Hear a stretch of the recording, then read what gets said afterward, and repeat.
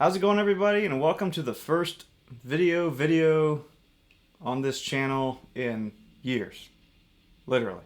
Anyway, we're going to talk today about a few warm-ups that I still use to this day that I really love, and how you can incorporate them and how they affect your playing and how they'll help you as you get into your session. Before we get into it, though, never thought I'd be doing this. Go ahead and smash that like button, hit subscribe, and crank that bell, baby, if you really want to support this channel. Okay, now that the unnecessary plug is out of the way, let's get started. So the first thing that I always love to do when I sit down is I warm up my right hand. And how I do that is I just sit here and crank that low E. You can do chugs. You can do straight 16th notes. Or 8th notes if you're at a super high tempo and you want to feel cool. That's the way to do it too. But basically you're just going to do that and hammer it for a while. Maybe a minute. Just see how long you can go and then try to give it a second and then do it again.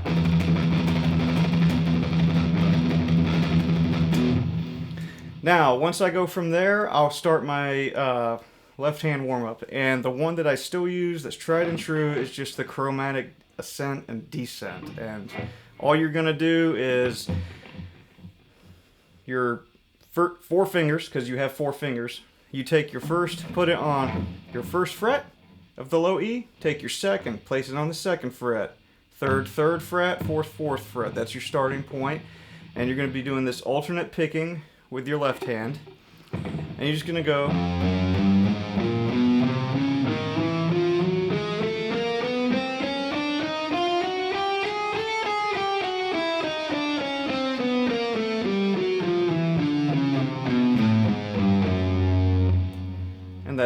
that's how you go about it. Now, you don't just stop there. You want to go all the way up. Make sure you get finger strength development in the higher frets, and you kind of start feeling the different tensions across the neck. So up to tempo, you might just start going.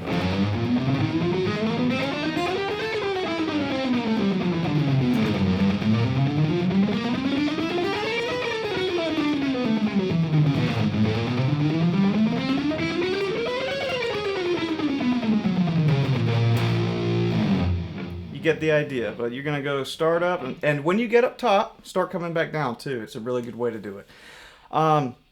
Next is a similar approach. It's real good for kind of like picking articulation from string to string. So you're gonna take your first fret, your first finger, place it on the first fret. After you pick that, you're gonna place your first finger on the first fret of the low E string. Now, you're gonna take your middle finger, take that, place it on the second fret of the A string, and that's your next point. Now, that's gonna create like this weird pattern. Real dissonant sounding if you play them together. But you're gonna downstroke the 1, upstroke the 2. Okay? Once you do that, you're gonna come in now, you're gonna take your ring finger, place that on the 3rd fret.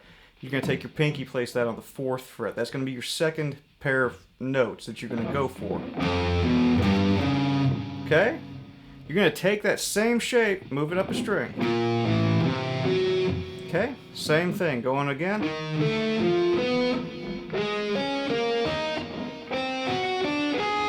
Now, this is where things kind of get switched up a little bit. You're going to start downstroking and then immediately upstroking within the 2 strings now. So you're going to shift up to the 5th fret on your high E with your pinky.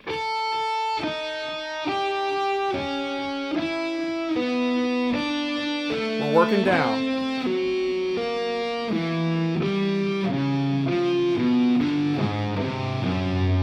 Okay, so that's going to be it. And just like that chromatic exercise, you're just going to go up and down.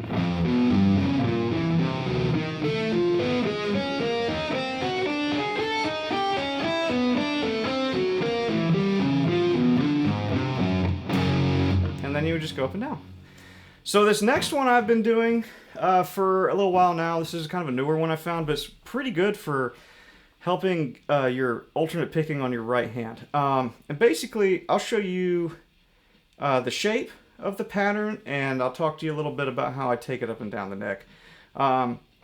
We're basically creating a major, flat. You know, I'm not even going to do this right now. My brain's fried. The theory is not going to work tonight. But here it is. It's basically an arpeggiation. And, sorry guys, I'm sorry. We'll get back on that in a future video. We'll clarify the theory behind it. However, the shape, we're going to start. I always start on the 5th fret with my index finger. I'm then going to take my pinky, stretch it all the way up to the 9th fret on that same low E. Then I'm going to come in with my ring, and I'm going to hit the 7th fret on the A, followed by my middle finger hitting the 6th fret on the D string. And then I'm going to finish up that segment with my ring finger now on the 7th fret of that D string. Next, we move on to the 6th fret of the G string, followed by the 5th fret of the B string, followed by the 9th fret of the B string, finishing up on the 5th fret of the high E string. And then we're going to bring that back down. So when you play that from start to finish,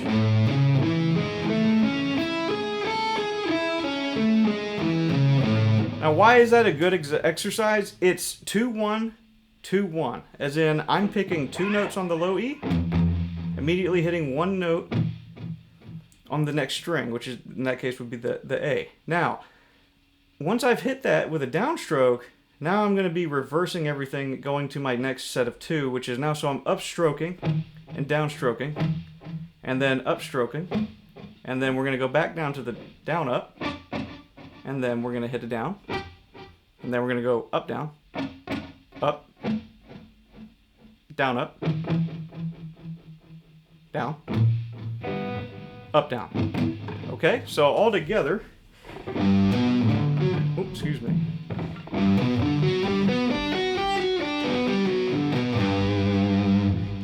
And then you can do that same shape. Like I like to move it up and down. And there is a second part to this, but I'll leave that for another video to give you an idea. But here's basically the flow of it. You start with the 5th string.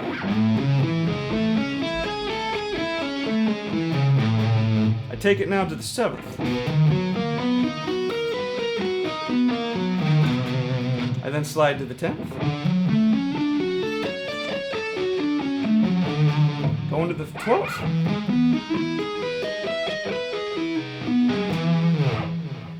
And that's kind of the flow. It's a very musical sounding exercise. I really enjoy it. It helps out picking articulation a lot too.